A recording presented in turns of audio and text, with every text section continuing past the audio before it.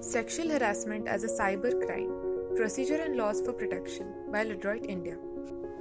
Cybercrimes are those crimes which are carried out by computers and its network.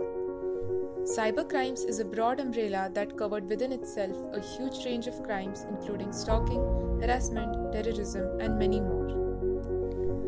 In India, there were 2.2 thousand cases of sexual harassment over cyberspace reported in 2019. Sexual harassment is not restricted to physical exploitation, but it includes harassment which takes place via cyberspace in the form of voyeurism, sending obscene material, showing pornography without the consent, etc. Some aspects of sexual violence in the cyberspace are covered under the Indian Penal Code 1860 and the Information Technology Act 2000. Where to file a complaint of cyber sexual harassment? First, cyber cells. Such cells are established to deal with cyber crimes and its victims.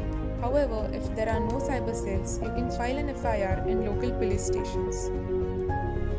Second, National Commission for Women. This commission investigates the cases of online sexual harassment by setting up a committee, collecting evidences, etc.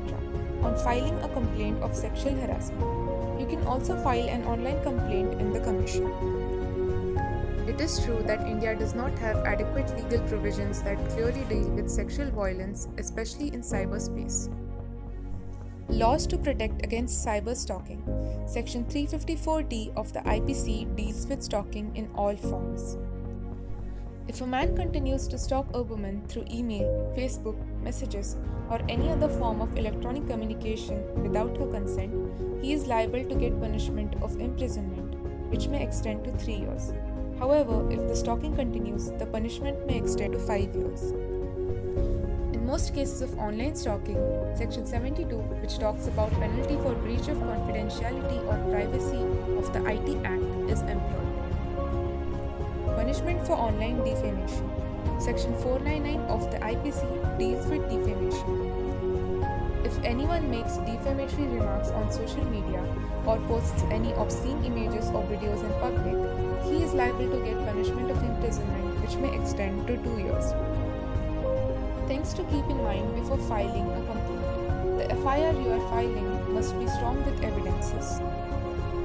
Therefore, if you are a victim of any form of cybercrime, it is important not to delete any images, messages, or videos, or else it will make it difficult to collect evidence in the virtual world.